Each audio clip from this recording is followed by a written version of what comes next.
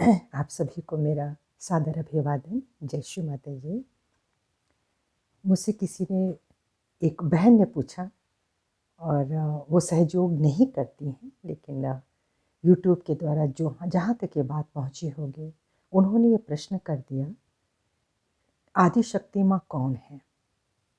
माँ पार्वती ही न? यानी हमारा जो हमारी धारणा है वो बिल्कुल गलत नहीं है।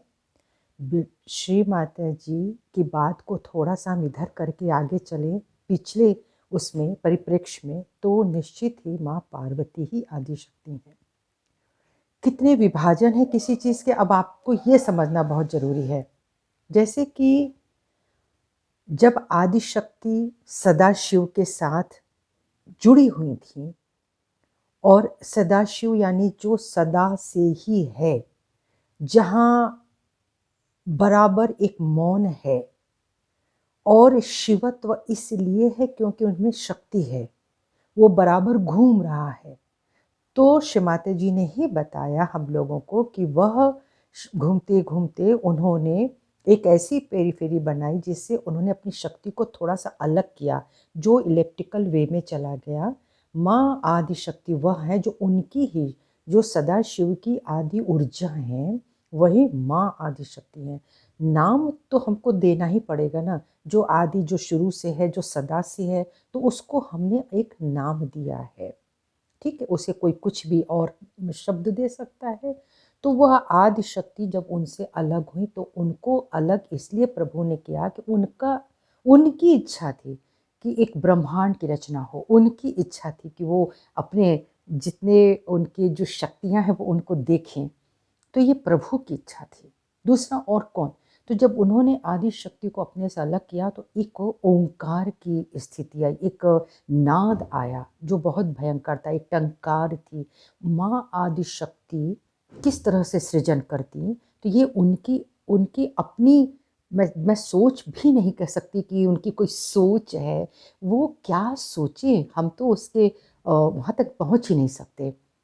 जो कार्यान्वित हुआ, तो वह 3 स्वरूप में बटा। जैसे हर चीज़ का 3 कोना है ना, कोई चीज़ को स्थिर रखने के लिए, ठीक रखने के लिए ट्रायंगल होना भी बहुत ज़रूरी है, यानी बेस का होना बहुत ज़रूरी है, और शिखर का भी होना उनके लिए आवश्यक था। तो वो अपनी शक्ति को 3 परिप्रेक्ष्य में उन्होंने बाँटा। वो सभी आदि शक्ति की शक्तियाँ हैं। एक शक्ति से उन्होंने महाकाली तत्व का निर्माण किया, यानी इस विराट के बाएं पक्ष का निर्माण किया, जहाँ पे भाव जा सकते हैं।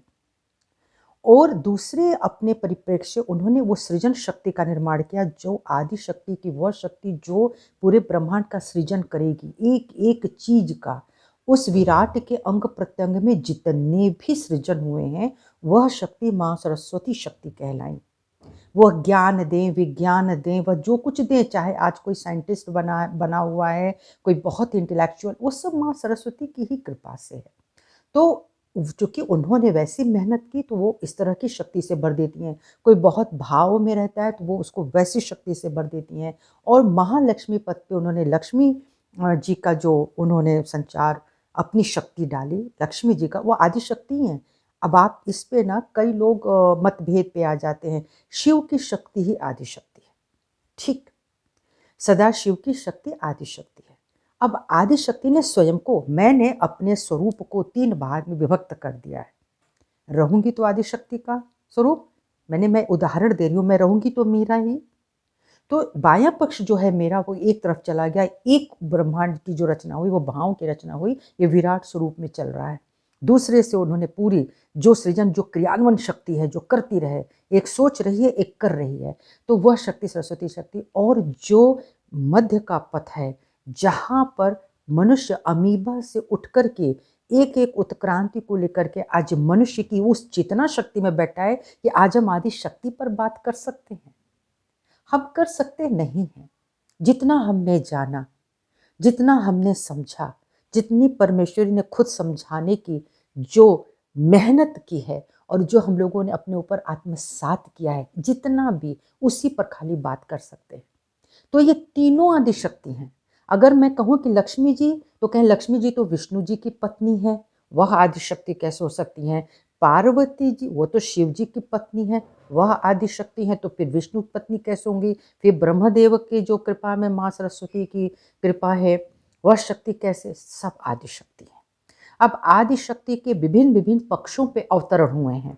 बाएं पक्ष पे जो माँ काली का अवतरण है वो भी आदि शक्ति है, और इस माँ काली की शक्ति भी अनेकों अपने उन्होंने अपने को प्रस्फुटित किया हुआ है। जैसे कहते हैं कि मंदोदरी शक्ति हैं और पांचाली शक्ति हैं। ये सब लोग कोई साधारण हस्तियां नहीं थीं, ऐसे बहुत सारी शक्तियां अवतरित हुई हैं। जैसे माँ गंगा को भी बोलते हैं कि वो आदि शक्ति ही हैं जो आपकी ईड़ा नाड़ी पर अवतरित हुई हैं। माने एक विराट के शरीर पे, हम लोग तो उसका एक नन्हा सा अंश हैं, एक छोटा सा बूंद है, प्रतिबिंब हैं, लेकिन हमको इतनी समझ खाली डाल दी गई है। वो उसको इस चेतना से हम अपनी चेतना को ही जितना विकसित कर लें, जितना बड़ा कर लें, हम उतनी ही बात कर पाएंगे। हमारी चेतना बिल्कुल ही नीचे अधोगति में होगी तो हम सिर्फ वही बात करेंगे, उतना ही सत्य समझ में आएगा। इसलिए जब कोई बात होती है तो सामने वाले को भी उतनी ही समझ रखनी पड़ती है। तो वो सब आदि शक्ति हैं। तो आपके काली पक्ष में जितने अवतरण हुए हैं, जितना श्री माता जी का मैनिफेस्टेशन आया है बाएं पक्ष के को ठीक करने के लिए, वह महाकाली आदि शक्ति ही है। दाहिने पक्ष पे जितने लोग आए हैं, जैसे माँ गायत्री, सावित्री कहती हैं, ये जितने तेज सूर्य की प्रखर रोशनी वाले जितनी भी ये देवियां हैं, वो जिसको हम कहते हैं बगुलामुखी और अग्नि ज्वालामुखी, ज्वाला देवी, ये सारे आपके दाएं पक्ष को संतुलित करने के लिए हैं। और अब जैसे वो शक्ति आदि शक्ति ही है, अब माँ शैलपुत्री के स्वरूप से लेकर के अगर हम देखते हैं तो वह धीरे धीरे हमारे नाड़ी को ठंडा करने की प्रवृत्ति में ही माँ पार्वती ही आई हैं।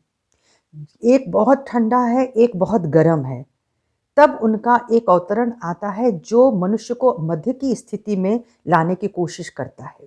तो जब वो गणपति की संरचना कर रही होती हैं तो वो क्या कर रही है? वो आदि शक्ति ही हैं जो मूलाधार को स्वच्छ करने की कोशिश कर रही हैं। त्रिगुणात्मिका क्या है? आदि शक्ति हैं। त्रिगुण शक्ति जब एकाकारिता मनुष्य के भीतर हो गई तो वो 3.5 कुंडल में बैठ गई, वह भी आदि शक्ति है। तो एक आदि शक्ति है, पराशक्ति है, और वो हमारे भीतर भी बैठी हुई दिव्य शक्ति है। तो ये सभी आदि शक्ति के मैनिफेस्टेशन है।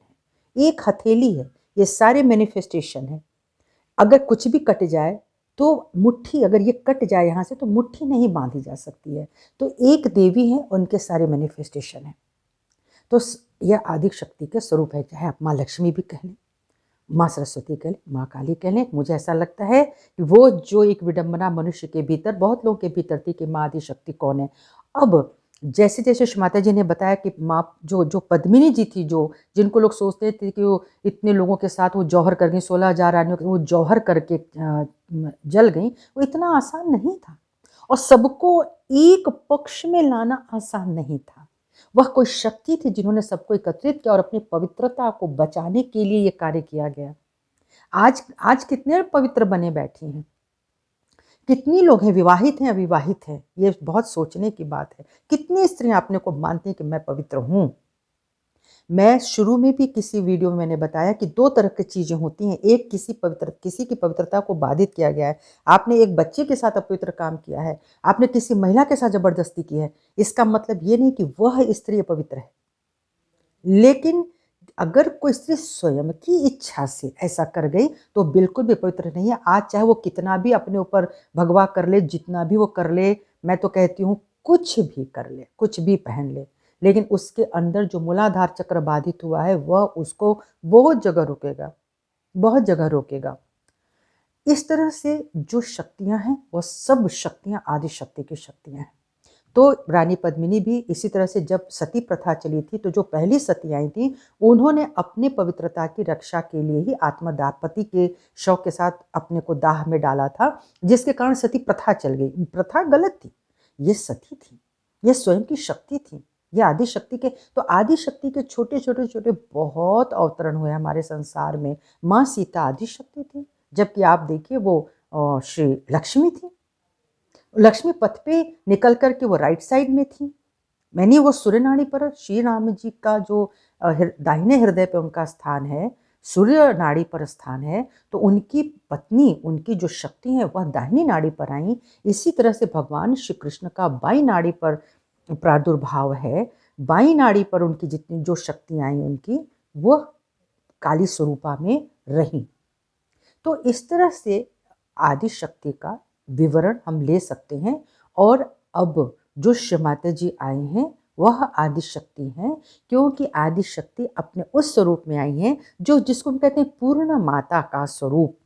तो जो पूर्ण माता होती है वह अपने बच्चे को बहुत गौर से देखती है, और माँ कितना भी अपने बच्चे को डांट ले, कुछ भी कह ले, लेकिन जब पिता डांटता है या कोई और डांटता है बच्चे को, तो माँ को बहुत बुरा लगता है।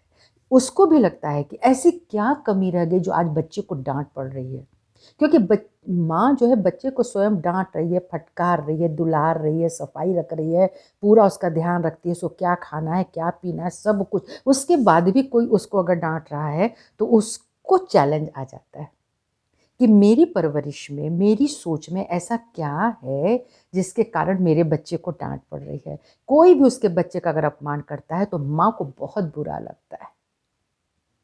इस तरह से श्री माता जी ने वह स्वरूप बड़ी मुश्किल से धारण किया होगा। कहते हैं एक जगह सारे देवताओं की जो है वो बैठक हुई कि कौन इस कलिकाल में जाएगा। कल्कि का आना बड़ी बात नहीं, वो तो आ ही जाएंगे।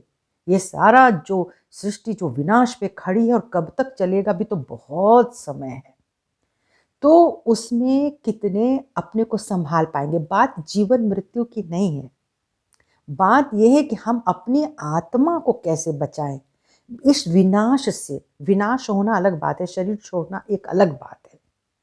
इस विनाश में हम जो काल है उसमें हमको अपने को किन किन धर्मों पर आधारित होकर के बचाना है। वो कौन कौन से धर्म होने हैं, वो 10 धर्म क्या है, वो आगे की वीडियो में भी बात करेंगे। आज बात सिर्फ आदि शक्ति की हो रही है।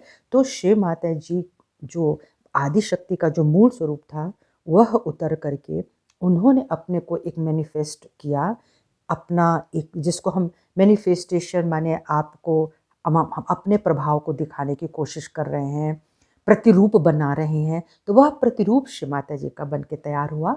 उन्होंने स्वीकार किया कि मैं जाती हूँ और महाविनाश की अवस्था से पहले मैं अपने बच्चों को संभालना चाहती हूँ। धरती पर जितने भी हैं जीव जंतु सब उनके बच्चे हैं, लेकिन मनुष्य को महामानव तक पहुँचाने की जो माँ की एक इच्छा होती है कि मेरा बच्चा जब बड़ा हो जाए तो समझदार हो जाए।